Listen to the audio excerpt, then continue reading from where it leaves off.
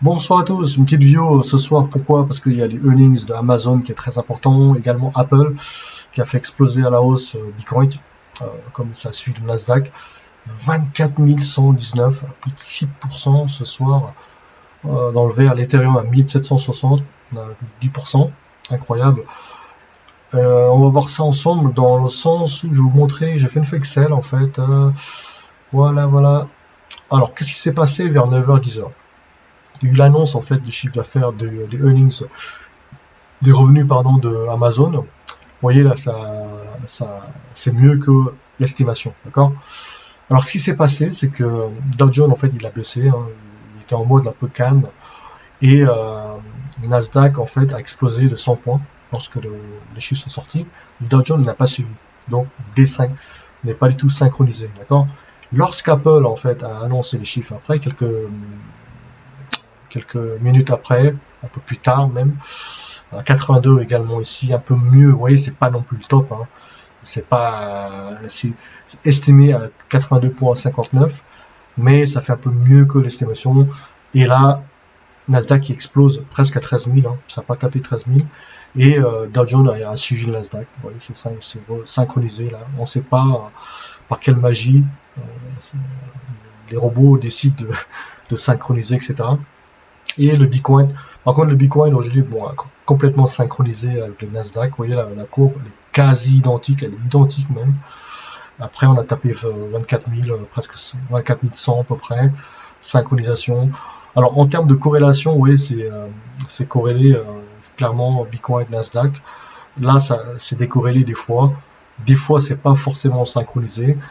J'ai l'impression que en fait la corrélation, bah, ça dépend des algos robots qui décident de couper la connexion de synchronisation entre peut-être le Nasdaq ou bien le Dow Jones, parce que lorsque vous observez des fois il y a des jours entre le Dow Jones et le DAX par exemple 40, vous voyez que c'est synchronisé, même le Nasdaq, les trois sont synchronisés, et d'un coup hop, ça a été coupé et en fait c'est plus synchronisé avec le Dow Jones Nasdaq, ou bien le DAX n'est plus synchronisé avec le Dow Jones.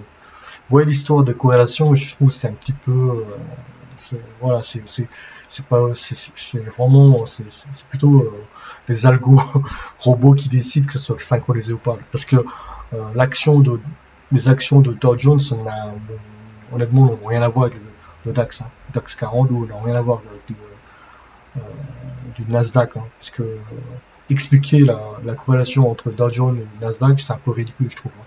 Même là, bon là, ça peut se comprendre, Bitcoin, Nasdaq, bon, parce qu'on parle de technologie, c'est blablabla, mais c'est juste des robots algo, voilà, donc, qui fait que bah, tout est synchronisé, etc.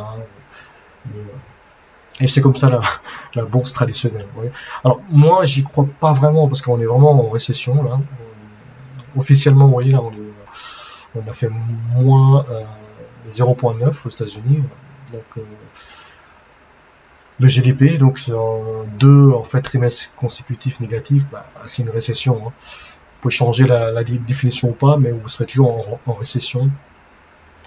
Et cette hausse en fait des indices, honnêtement, je pense que ça va chuter beaucoup plus bas, monter pour mieux chuter en fait. J'ai l'impression, hein. Là parce que c'était la semaine des earnings, mais après dans quelques semaines ou à la rentrée au mois de septembre, est-ce que voilà, ça va continuer à monter? Je doute vraiment, hein. Honnêtement, j'y crois pas du tout cette hausse. Après, à vous de voir, hein. Et là également Bitcoin ça suit le Nasdaq. Donc, si le Nasdaq chute, craque, et ben, ça va aller beaucoup plus bas le Bitcoin. Mais pour l'instant, comme c'est la semaine des earnings, voilà, donc forcément la bourse veut monter, alors qu'il n'y a pas de volume, hein. Clairement, il n'y a pas de volume là, il n'y a vraiment pas de volume. Et malgré tout, les algos poussent en fait à la hausse. Voilà ce soir. Une petite vidéo d'explication sur Amazon et Apple. Voilà, passez une bonne soirée à tous. Au revoir.